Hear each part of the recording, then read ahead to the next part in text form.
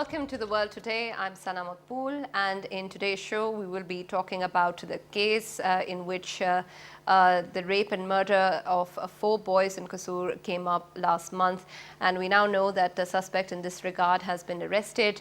There has been DNA testing, and it seems to be that Sohail Shahzad, who's a 27-year-old boy, seems to be the culprit behind the murder and rape of these boys. He's also been previously charged for sodomy. And of course, Kasur, unfortunately, has been a place in which we've seen sexual abuse and children being targeted for a while now. Last year in January, we saw Zainab's case, which emerged, and it resulted in widespread protests throughout the country. And then, of course, the conviction of Imran Ali and later his execution. Before that, we also saw a major child pornography scandal also in Kasur. And so Kasur, unfortunately, has been the limelight of such cases in Pakistan. And in today's show, we're going to be discussing what the steps need to be taken in this regard. We know that the Prime Minister has decided to launch an application program called Mera Bacha Alert, in which he wants to make sure that such cases are effectively investigated, reported, and that the culprits are brought to justice. We'll also take a look at what other measures are needed in this particular area to make sure that these incidents are not repeated, and what needs to be done for timely justice in this matter. For more about this, we have been joined by child rights activist and head of Sahil, Ms. Maneeza Bano. Thank you very much for being with us today, ma'am. Of course, unfortunately, we know what's been going on in Kasur for a while now. It's slightly good news that we see that we've arrested somebody who may be involved and is the most likely culprit in this matter. But then again, the fact is that over the years we've seen a repetition of such cases, and that's really unfortunate, because even one life or one child who's lost in such a matter is a big loss and a big tragedy for everyone in the country. In terms of how you see, looking back at whatever's been going on in Kasur or other such cases in Pakistan, what seems to be the primary issue regarding the repetition of such incidents? Well, I really do feel that, especially in Kasur case, and we've had pornography cases from all over Pakistan reported, but what I think has been happening in Kasur case is where action has taken place is that there has not been a deep enough investigation as to what exactly is going on. Because in my opinion, this cannot be a single person job. It has to be a mafia. A network. A network. And therefore, I think that even when, if this Sohail has been caught, then I think it would be very important to actually find out who's behind him, who's with him, because it doesn't make sense that somebody from Lahore would be coming to Kasur once a month, right? And do even this even sort when of thing. the pornography scandal came about, there were signs that a lot of big elements were involved in a lot of power dynamics in this issue, but not they much always are. Yes, and nothing much was investigated then even, not even in Zainab's case. I think that was very important, that they should have found out. This man alone can't do all that. So I think they only had proof about 2 or 3, and the rest they said, well, he's admitted it. But it's very important to now really for Kasur to find out where is this network, because it's all over Kasur. Right, and the state's instrument in this regard is, of course, the police, in which it ensures that not only that justice is met after a crime is reported, but that crimes are prevented in the first place. So in that regard, when you look at the way the police has been performing, or the structure of the police in this case, what reforms do you see are pivotal in this actually, matter? Punjab has brought in some very good reforms recently. They've announced them. Which will ensure things like victims will only be interviewed at home, which ensures more reporting and things like that. But I think with the police, I feel that there should be both sides to it. One, if they are under political pressure or any pressure, then are they to blame? Secondly, as I keep asking, I believe that their performance is dependent on solved cases. Well, these cases can be very long and difficult to solve. So is that why they leave it? Missing children, they don't like to register missing children. They say, we don't know why they've gone, they may have run away or whatever, or, you know, gone off with your relative somewhere happily, and you know, you're putting us in a difficult position. They do not have transport normally to go anywhere, or really, be able to pursue. So I feel, it's both sides, that it's not just police being, there are pressures on police, but that they could actually improve and fight for maybe better, facilities to get them to be able to solve these crimes. It's very important, but both sides must be looked at. Right. Another thing which we've seen is commonplace, that whenever an incident happens, in the aftermath, we see a lot of knee-jerk reactions. There's a lot of momentum, and then everybody's trying to investigate more. There's more discussion on the issue, more suspensions happening in different areas. But how much do these amount really? Because at the end of the day, if there was a problem in the first place with the officials or with the way things were done, that they need to be continuously addressed, not just in the aftermath of something. Absolutely. Well, actually, work does keep going on behind, after, by organizations, talking to parliamentarians, advocacy of various sorts in various target groups continues. But I think also keeping the issue alive is very important, especially if we are, wanting this to reach some better sort of better situation, reach a better situation. But I think it's such a huge thing, because protecting a child is not just about saying, put the police right, or it is a lot of awareness, telling parents how to ensure it, telling children what are dangerous situations, where they should be careful. So there are massive things that have to be, it's a holistic approach that's going to take place, so that everybody knows how to protect their child, children know how to protect themselves, which is very important. And then also the general awareness, community policing, for instance, is a very, very positive thing that could be done. So all these things, there's a lot to be done. So it can't be, as I keep saying, it's not a magic wand that you say, I catch somebody and hang him and now we won't hear again. That does not happen. Right, of course. And also another thing that is important here, as you mentioned, of course, regarding the fact that even the children need to know about how to protect themselves, or the parents need to know how to protect their children and guide them in such matters. In terms of the way, if we look at the way Qasur is culturally set in Pakistan, or the way the social norms persist, how much of do you think that these conversations are encouraged between parents and children, and how are we supposed to make sure that parents and children are talking on such matters?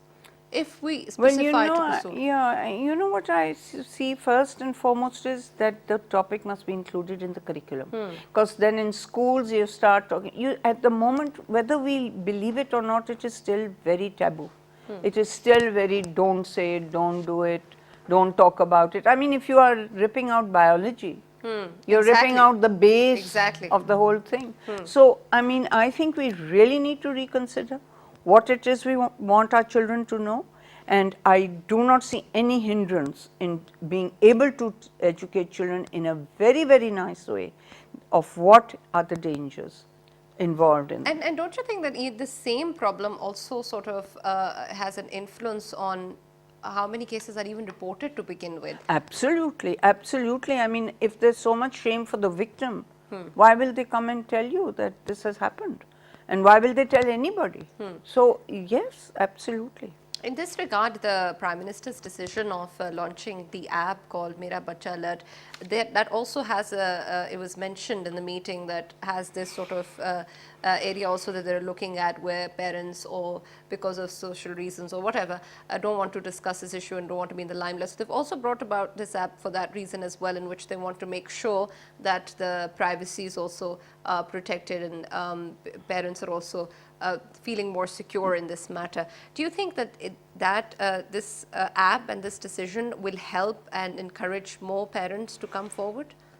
Well, you see, how many of people who are not educated will be able to use it? So it would mean a lot of support at the lower level of use of phones, so that you have to have a phone for the app, and advocacy. that how awareness on how to use it, how effective it, and then how effective the response is. That will then depend on that will depend the wide use of the So how do you think we can achieve that in terms of actually making sure and distributing this knowledge of the app in the first place to people? Well, I don't know. It's a question of will. If you want to, you can. I mean, I always say, why doesn't TV, for instance, why don't electronic media show child protection messages all the time? It's something that reaches everyone. Why doesn't the radio show give child protection messages all the time? But it has to be all the time. Because if you think you can say it once and that's it, it's not right. It will not happen. Even when we do trainings, we've done massive trainings in villages and down in communities. But we know that saying it once is not enough. Right. They must hear it from many other sources and it must be said. Right. Speaking more about the legal aspects of such cases as well, to bring in the knowledge of our audience members as well, do you think that there's enough laws in this matter which are comprehensive enough to take into all the complications of such incidents? Or is it really the implementation only that's the problem? It's the implementation. Laws, there are plenty. We have had abusers sentenced even before these new laws, which are really quite clear for child protection. So the laws are okay. It is the implementation. Like I said, this new reform that the Punjab police is bringing in, that the victims will not be brought to court. The investigation officers will go to their homes and with their parents there discuss it. Now that's a very big step. That's a first very big step. That I'm safe in my own home and I'm talking to you and I'm not dragged to a court where there are 1,000 other people. Child-friendly courts would make a great difference. If they had video recordings of the victim rather than the victim sitting there, that would make a difference. I mean, I think one appearance of the victim should be more than enough for the court. After that, all the other ways of giving evidence should be provided. That will help to increase that. Laws, there enough. Right. Okay. I mean, you can always improve on laws, but they are all right. They are good enough. Okay, of course. We're talking about the sensitivities of the way this horrific incident or any such sexual assault impacts a child's health. And then, of course, if we even go to court, like you mentioned, there's so much that is also going to cause suffering for the family and for the victim himself or herself. In that regards, do you think there are measures enough or institutions enough there to help children with the trauma, with the post-trauma? No, not really, because there in Punjab, for instance, there's the Child Welfare Bureau, who has a system where the children can also get psychological counseling. We have our 5 offices, but that's nowhere near enough. We have a very large network of lawyers all over Pakistan, but not enough counselors. And actually, counselors should be available in schools. They are available in hospitals. If your system of reporting gets better, and then children are referred to counselors in hospitals, you have a fairly good protection system going. Right. Whenever such incident comes forth, there's also a lot of discussion about who could have done this or who could have thought of doing such an act. There's a lot of shock and surprise in terms of, is it even possible, is it even imaginable for somebody to commit such a crime? But then we see that it's widespread, particularly in Kasur, and as you mentioned, other parts of the country as well, and all over the world we see such incidents coming forward. If, of course, there's this reporting of such incidents and then dealing with the children, making sure justice is there, but then in the prevention of such a crime, and in the larger picture, it's also important to look at how do we also rehabilitate our society in general for them not to think towards this way.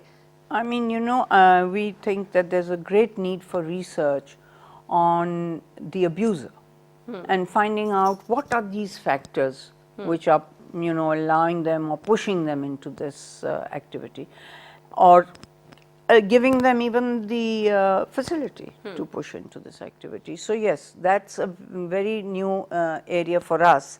It's done a lot abroad, but we need to research what is it that is allowing this to happen and pushing factors for abusers. So that's one research area that needs to be looked at. And all countries actually have huge rehabilitation programs for abusers also, so that they come out at least better people than what they were when they, were doing this. Right. And that, of course, is totally lacking here. Right, but then how do you draw a line between convicting somebody of the crime and punishing them for it, and then allowing them to rehabilitate? Because of course we've earlier seen executions. Well, you see, in developed countries, it's a human right that person should be given maximum help to improve himself, But and that is usually for first-time abusers, right? So it's a first-time offense, and then they try very hard. I'm not sure they do it if a person is continuously being caught. Sorry, yeah, you were going to. Right, I was also going to move towards the same discussion that we did earlier regarding the power dynamics and differentials that are always involved in such cases. Another thing which we see prominently is that usually the abusers are also, perhaps not in Kasur, but in other places also, are hidden behind garbs of institutions, may they be religious or social or educational institutions. And there's so much that they can hide behind. It's so difficult to actually catch on to them. And even within families, it's present. So when we're sending children to schools for education or other places for educations, then how do we ensure the safety and security of children in other premises outside of a house or a home? Oh yes, absolutely. Schools, we've done massive teacher trainings also, so that the teachers know that, and the children know. And when they both know, then the likelihood of that happening is not going to be so, if they are told. But the other thing is, it's a total picture. If everybody knows, if parents know, if you learn to recognize when a child might be abused, then you will, and you are willing to take action. So you see, it's a whole lot of things. Then there is no reason why children won't be protected. Already in our data, as you know, Sahil has scroll number data, reported cases. These people are identified. The teachers are identified. Normally it is people who know the children, so you have to be alert to your whole environment. Right. And also Maulvi, police, I mean, anybody almost. Of course. Almost of anybody. Course. And this is something that, of course, a major responsibility lies on the parents. Absolutely. And then, of course, your extended family members, and then the state to make Absolutely. sure that justice is there if Absolutely. any such violation does occur. Thank you very much for being with us, ma'am, and having this really important discussion, of course, on child rights and, of course, incidents of such abuse that we see most commonly in Kasur, but of course in other parts of Pakistan as well, and much needs to be done. And it's not just a matter of one suspect being arrested or one conviction being made. It's a huge measure that we need to take, and a huge direction we need to follow to making sure that we are actually protecting our children. We'll be back right after a short break. Stay tuned.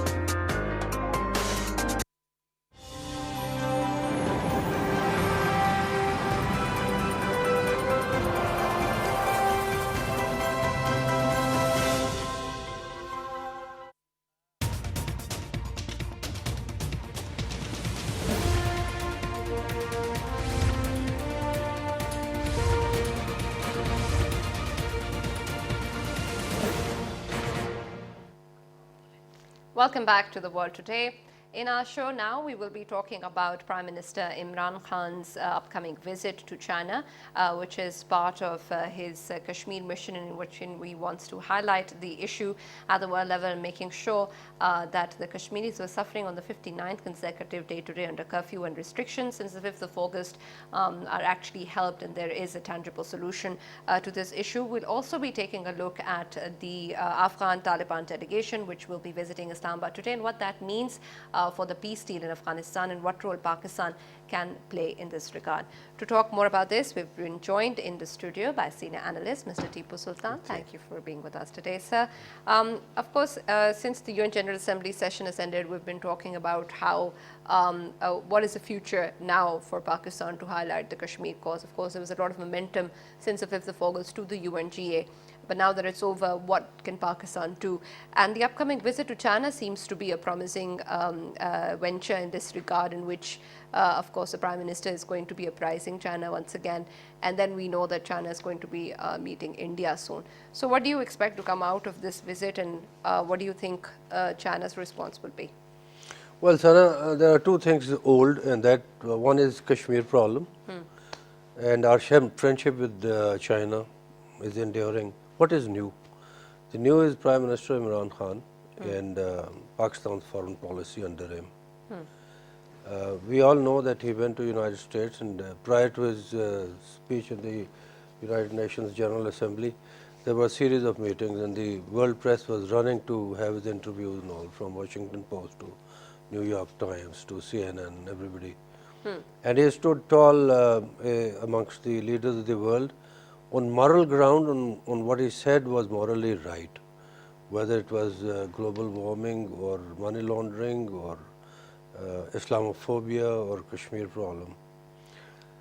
What has happened in China is that on their 70th anniversary of independence, they showed a military parade which was not previously seen, uncharacteristic of Chinese.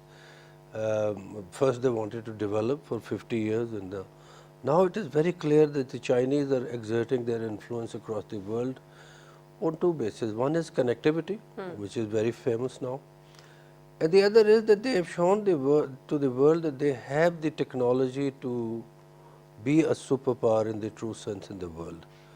They have shown their technology, and they have intentionally shown it to the West, particularly to the United States, in which there was an area of intercontinental ballistic missiles, strategic bombers, fighters, all kinds of surveillance, drones and everything, besides, of course, Chinese discipline and pomp and show, which is very synonymous to the Chinese people.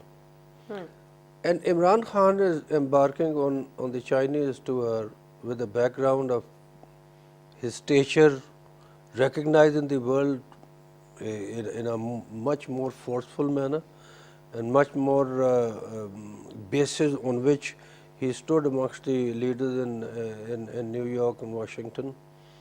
And I think the entire press and the entire world media is praising him. And he is recognized as a real leader, true democratic leader in Islamabad. And previously we did not have the foreign policy thrust as we are having now.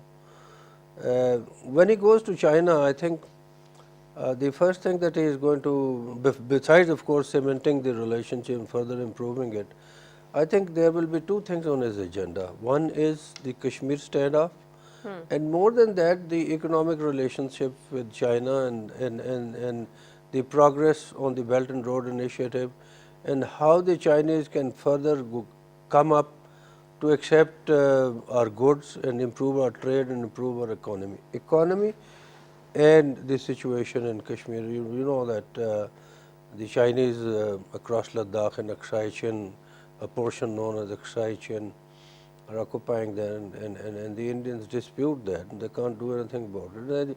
The West might be, propping up India against China. There's no match as of now, at least.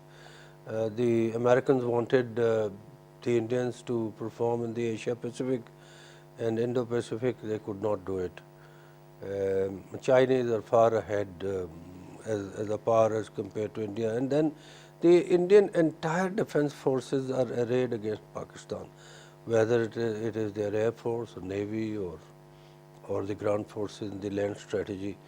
So I think getting back on the Chinese tour, you will see that this time it is going to be much more meaningful. Although our relationship with China is enduring, our friendship is enduring, there are reasons for that also. It is not only based on emotionalism, that it is deeper than the sea and taller than Himalaya and all that, fine.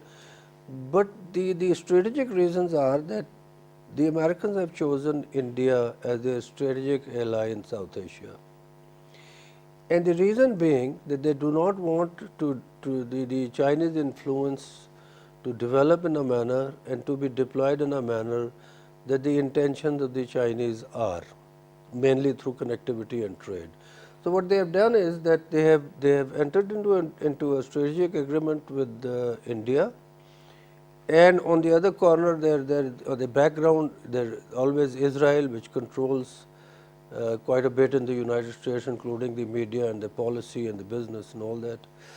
And then the Americans have supposedly come and sat down in Sri Lanka between the Strait of Malacca and Suez Canal, in the middle of the Indian Ocean. Right. And an American strategist had said that anybody who controls the traffic in the Indian Ocean, said hundreds of years back, T. Mahan, anybody who controls the traffic in the subcontinent controls the world. Sure.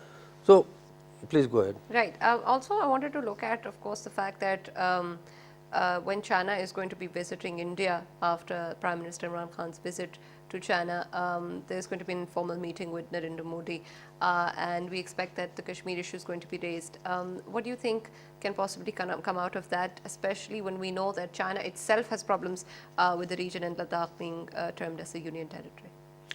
You know, if I can read the Chinese policy, it is based on more sagacity, mature thinking on trade. Keep in mind that the Chinese have got a lot of trade with India, trillions of dollars. But at the same time, the Chinese do not agree with some of the steps that the Indians have taken. Although the Indian media and the Indians harp on this thing that the Chinese are very friendly to them, and the Chinese are not going to budge an inch if the Indians oppose them into their development in a Right, and territory is always a sensitive issue for China. Yeah, indeed. What did you say? I talked about, of course, the fact that when China is going to be meeting with, the Chinese leadership is going to be meeting with Narendra Modi, then the Kashmir issue might also be raised. And in addition to that, the Ladakh region, which China has an issue over being termed as the union territory, may also be raised, right? I think the Chinese foreign ministry has spoken much earlier that they've got their stakes and they've got their reservations on the Ladakh region with the Chinese. The dispute is not over, and I think it is very serious in nature. And we already had Doklam, in which the Chinese parried the Indians off, and the Indians apologetically withdrew and agreed to what the Chinese had said.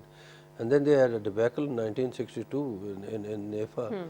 So I think But can China really when Shankar talks to the Chinese foreign minister, it is very apologetic and it is very, you know, in a lowly tone as compared to his rhetoric against Pakistan and all that. And you can see that the Indians have got no spine, no strategic ability to really counter China at this point in time.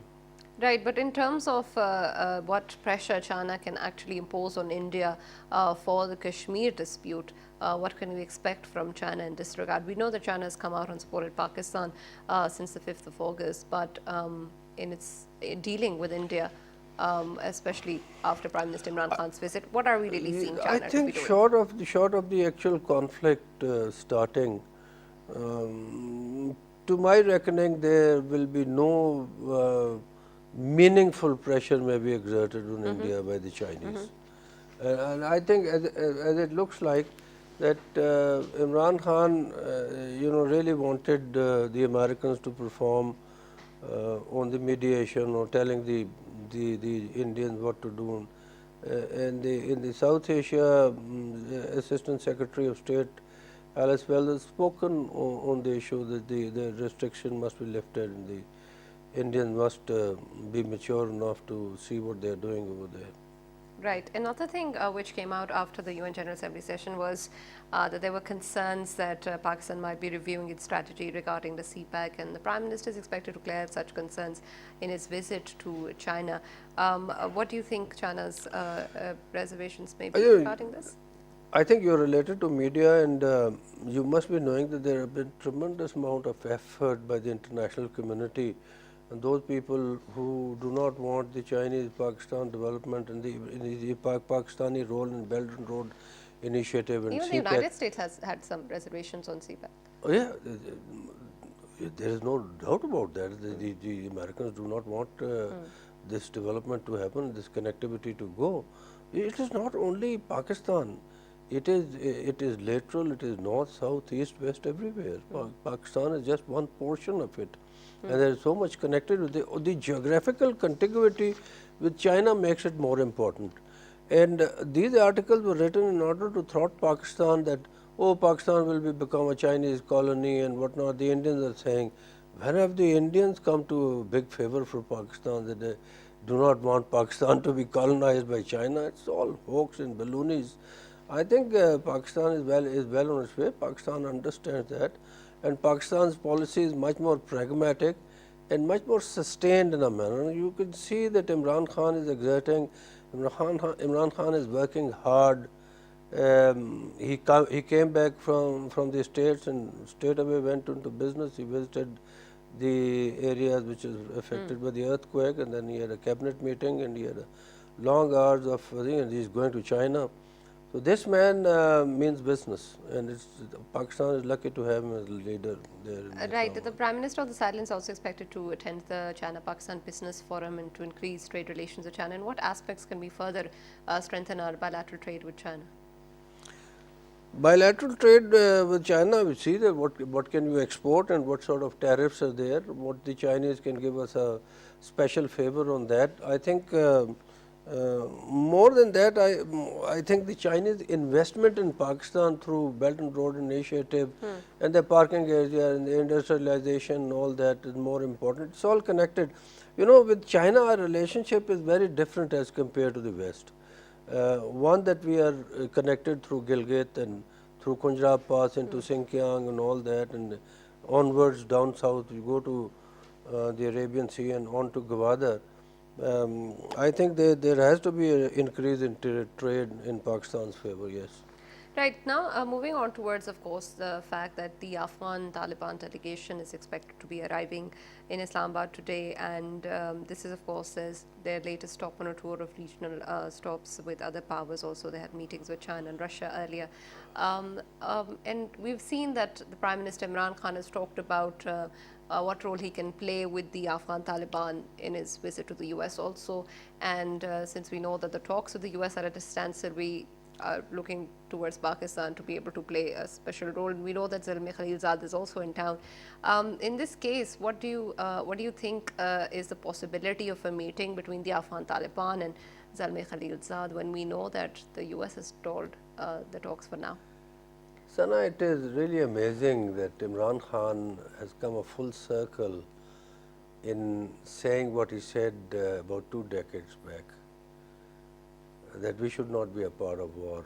The Americans are going to fight in South Asia. And he always said that you have to negotiate with the Taliban. People called him Taliban Khan and whatnot. And you know, it is equally important for us to realize that for the first time in my memory at least, the US President approached a Pakistani leader and asked him to do something not only from the point of view of Afghanistan, but what is happening with regard to Iran also. That is important. I remember that these talks were stalled basically when Trump tweeted that the Afghan talks are dead after a US soldier was killed in an attack in Kabul. And I think Imran Khan personally asserted, and I have reasons to believe that in his bilateral meeting behind the curtains, he told the US President that these talks have to be resumed. And the only solution he has been saying all along of one problem is through peace talks and not through war. You can have the talks suspended for some time, but it should not be a permanent feature. and the follow up of that is happening. I think Zalmay Khalilzad is already here with 5-member delegation, and Mullah Brother is coming. Mullah Brother is the one who was in our captivity. Many people would understand, and he is the chief negotiator now. And this Islamabad meeting is important. And the other thing that has happened is that the elections in Kabul, the result has still to come, but the attendance was only 20%. Right. 80% of Afghans Right. did not vote. Right. That raises questions on the legitimacy of the government that is going to be formed in Kabul. Which the Taliban have always talked about before the as well. Taliban- the And now Ta- they own more territory than they did yeah, previously. but okay, let's say that 10-15%, 20% of the people are afraid and they did not come to vote. But what about the rest of 60-70% who did not come But to the vote? fact is, of course, that if the government is recognized by the US or other powers, then that is going to be the government in which the other states are going to be interacting with. So at the end of the day, if we want an intra-Afghan dialogue, the government will have to be a part of it, no? I think the biggest hurdle before the election has been, and now it has still to be solved, that the intra-Afghan dialogue, as it is said, is very important. The Afghans must sort out their own problem. Pakistan can urge them, the US can urge them. Of course, the US is the bigger stakeholder because he has been practically there for the last about 2 decades, and he has been bombing them and invited all those NATO countries who have gone back defeated. I think when either Abdullah or Ashraf Ghani or whoever sits in Kabul, it will be very important that these talks may include the Afghan government. Without them, I think the conflict will remain unresolved. And Right. the Americans want to hurry it up. They want to, conclude a deal with the Taliban, and there will be some sort of a settlement in the interim government or whatever they decide over there. But I am sure that this time the talks are going to be conclusive. Right, and the Taliban spokesperson Suhail Shaheen has also said that their side of the deal is sort of ready, and they've like sorted everything out, and it just needs to be signed by the US. And when we see that there is the presence of Zalmay Khalilzad in Pakistan and the Taliban delegation heading towards this, any chance of any signing happening? There is a difference between the first Taliban government and what the Taliban are taking shape now. There are certain factors that we must realize that they are. One, that the Taliban spokesman had said earlier, the Taliban are not looking to rule Afghanistan by themselves only. That means they are leaving the room open for negotiations and including other factions also into it. And they More realize. than anything else, they're a political entity now. And so. the second thing that has happened is that no matter how weak or strong the Afghan security forces are, but they are better compared to the bygone days in the communist era and Babrak Karmal or Tarakei or whatever. And politically, whatever the election was, whether they were rigged, there was no participation, but the political activity has picked up since the turn of the century more than what it was in the 1990s or around 2010, 11, up till 2010. I think the political activity has picked up, even though the voting was low. So this is a factor.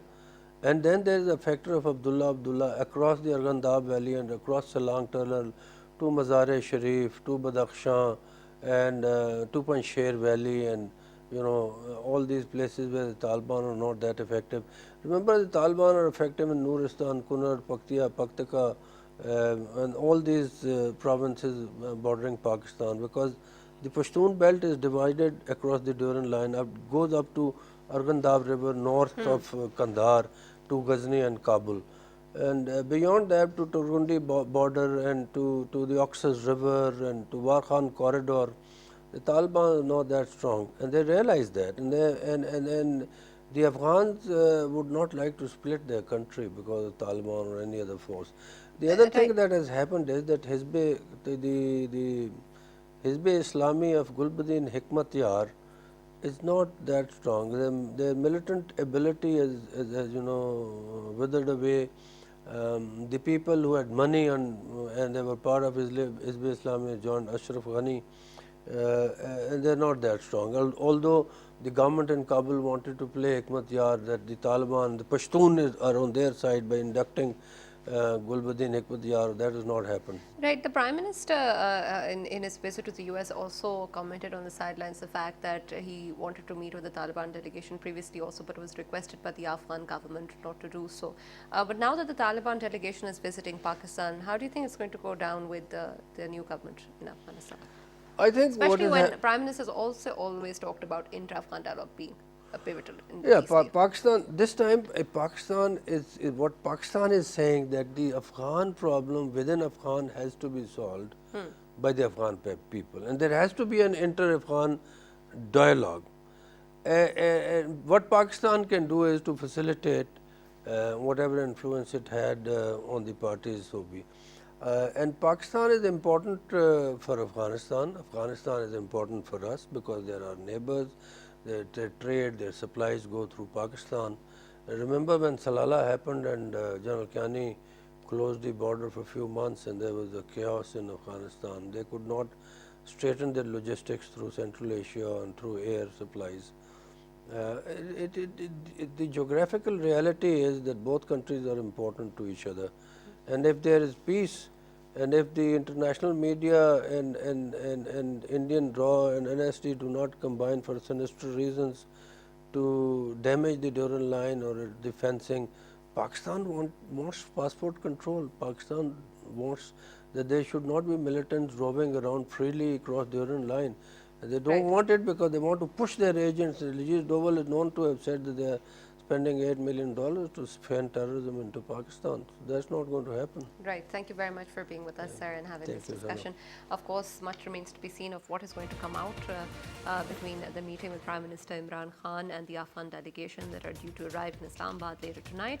We'll have a discussion more on what, of course, is going to come out of that. But we hope that peace is reached soon in Afghanistan and also for the people of Kashmir. Thank you for watching.